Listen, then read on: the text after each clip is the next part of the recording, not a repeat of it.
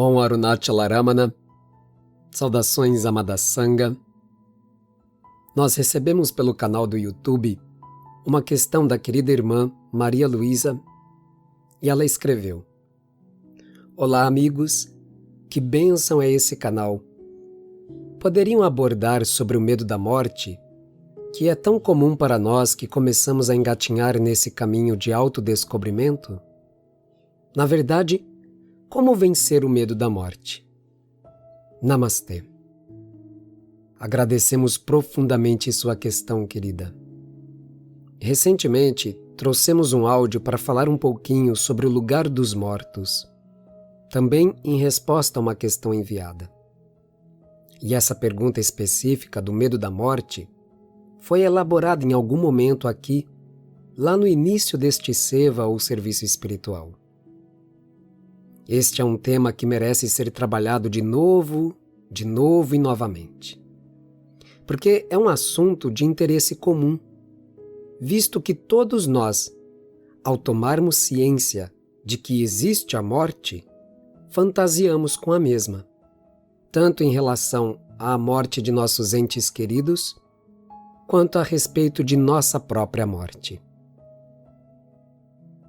Pela admirável graça de Bhagwan, que se faz presente de muitas maneiras, especialmente através da sincronicidade, quando vimos a postagem da irmã com esta questão, tínhamos acabado de traduzir uma resposta que Bhagwan deu justamente sobre o luto. Não se trata de apontamentos sobre o medo da morte especificamente, mas sobre o luto. Contudo, vai ilustrar esta reflexão. Fala Bhagwan Shri Ramana. Abre aspas. Se alguém que amamos morre, isso causa tristeza para quem continua vivendo. A maneira de se livrar da dor não é continuar vivendo. Mate o enlutado, e quem ficará para sofrer? O ego deve morrer. Essa é a única maneira. Sentimos que este apontamento de Bhagwan é sincrônico, pois, tanto para o luto quanto para o medo da morte, temos uma mesma atitude interna que pode ser observada. O sofrimento da perda e o medo da morte estão inexoravelmente atrelados à noção de se ser um indivíduo separado, com uma personalidade inalterada e identificada com o Namarupa, ou nome e forma. Matar um enlutado ou matar o temeroso é a mesma coisa.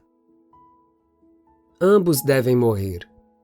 Aquele que sofre com o inexorável da vida e aquele que teme esta mesma sina inescapável. Deixando absolutamente claro que aquele que deve morrer é o Ahankara, a entidade fictícia de um eu separado e distinto do todo. São duas frentes de labor interno. Por um lado, trabalhamos com a purificação do entendimento, pois a compreensão clara de que tudo está regido pela impermanência e que aquilo que somos é independente do nome e da forma, afugenta a identificação falsa e logo extingue com o medo. Por outro lado, não bastará saber que a morte é certa, até porque todos nós já o sabemos, e isto não impede que soframos com o luto ou deixemos radicalmente de temer a morte, ou melhor, de temer o desconhecido.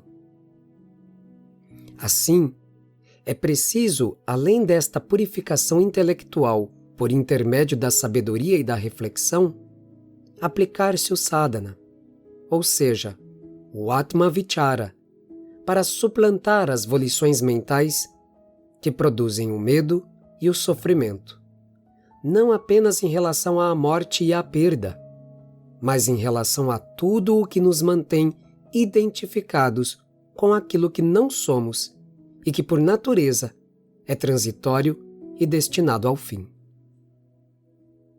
O apontamento dado por Bhagwan pode parecer um tanto insensível e pouco acolhedor, especialmente para quem está de luto ou tem um ente querido sofrendo de alguma doença grave, ou mesmo para quem está lutando contra uma enfermidade terminal. Contudo, é um apontamento transbordante de amor e misericórdia. Ele aponta uma saída para todo tipo de sofrimento, motivado pelas mais variadas formas de estímulos mentais e sensoriais. Desejo ser cuidadoso para não parecer generalista, mas, pessoalmente, eu diria que todas as classes de sofrimento mental estão relacionadas com a identificação com nome e forma e com o sentimento fundamental de insegurança. A confusão primeira de considerarmos que o Atman é Namarupa, ou seja, que somos o corpo, dá fundamento para todas as formas de perturbações e temores. O que remedia o medo da morte, a tristeza, a raiva, o ciúme, o apego e assim por diante, é a revelação direta e inequívoca de que somos o absoluto Supremo Brahman e não o nome, a forma, a identidade efêmera e as experiências transitórias. Contudo, mesmo que o aspirante não tenha tido uma epifania da altura de um Kevala Nirvikalpa Samadhi, um êxtase sem a presença do ego e da consciência corporal, mesmo assim, todos nós passamos pela morte simbólica do sono profundo, e ninguém teme ir dormir. Aliás, desejamos o sono profundo, pois ele é um gozo. Mas a morte envolve a possibilidade de sofrimento físico intenso, e temos uma aversão natural à dor e aos transtornos desconfortáveis do corpo. Talvez julguemos que nada pode ser mais desconfortável do que a morte. Então, a primeira natureza ou qualidade do medo, especificamente do medo da morte, é o medo do desconforto e dor física.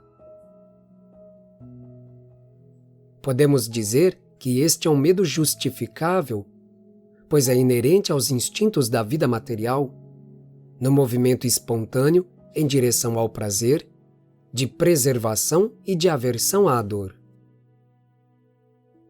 Contudo, mesmo o pior dos transtornos físicos tem seu limite. Mecanismos naturais em nosso organismo suspendem a dor ou desconforto físico tão logo chegamos no limiar da morte.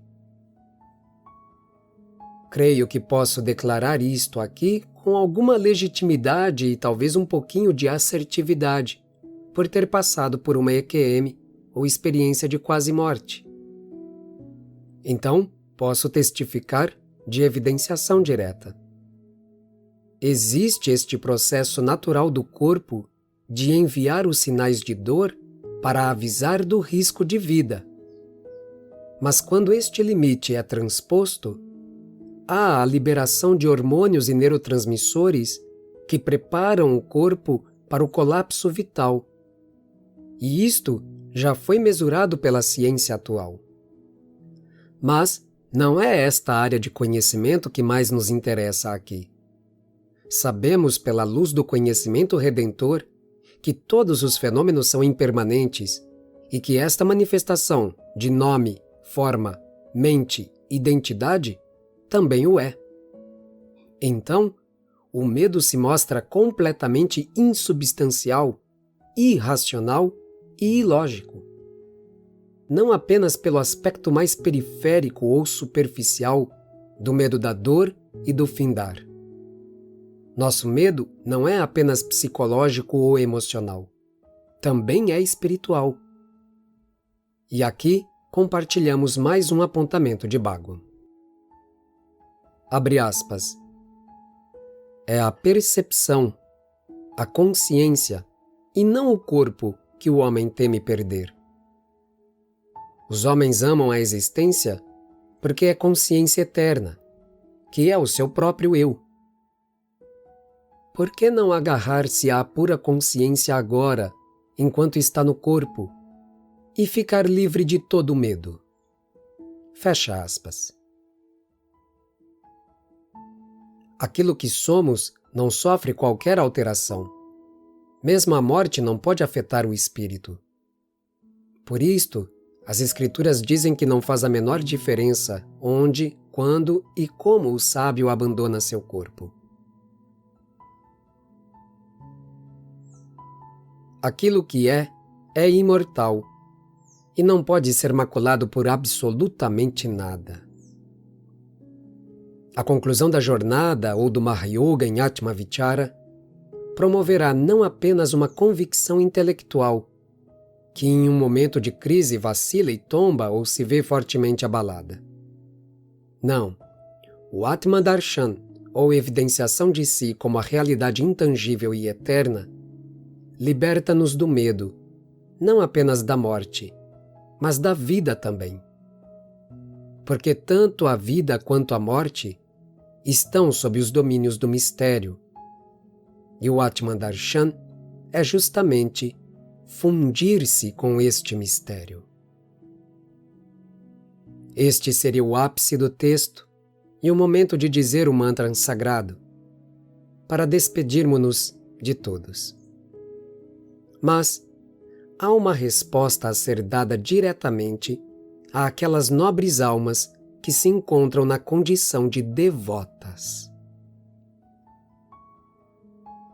Para os devotos, há um pequenino adendo aqui, de serventia insuspeita e inestimável. Leio com carinho o relato de uma devota ardente. Fala Sampurnama. Abre aspas. Como as mulheres não podiam ficar no ashram à noite, tínhamos nossas acomodações na cidade. Para ir e vir do ashram, tive que caminhar por um caminho na selva. Quando Bhagwan percebeu que isso me deixou com medo, ele disse: "Por que você está com medo? Não estou com você?" Certa vez, quando cheguei antes do amanhecer, o Sarvadikari, o gerente-geral do ashram, me perguntou: "Como você pôde vir sozinha? Você não estava com medo?" Bhagwan o repreendeu. "Por que você está surpreso? Ela estava sozinha? Eu não estava com ela o tempo todo?" Certa vez, outra cozinheira e eu decidimos dar a volta na colina. Começamos muito cedo. Tínhamos muito medo da selva. Depois de caminharmos um pouco, vimos uma luz estranha e azul à nossa frente. Era algo misterioso e pensamos que fosse um fantasma. Mas nos conduziu pelo caminho. Quando percebemos que ela estava nos guiando, nos sentimos seguras com ela. Ela nos deixou ao amanhecer. Fecha aspas. Aos devotos fica esta partilha. Nós nunca estamos sozinhos. Bhagwan está conosco. Não há o que temer. Nossa hora chegará, hora de despedida, sagrado momento de libertação. Naquele momento, pense em Bhagwan, pois ele estará lá com você. O problema é que só faremos isso se nossa mente estiver naturalmente inclinada a fazê-lo. Como podemos garantir que assim será? Não podemos. Mas do que nos cabe e podemos fazer é pensar em Bhagwan agora mesmo e a cada instante. Sempre que o medo surgir, medo da vida ou da morte, Recorde destas palavras de Bhagwan. Por que você está com medo? Não estou com você? Viva nesta certeza do amor de Bhagwan. Om Namo Bhagavate Shri Ramanaya.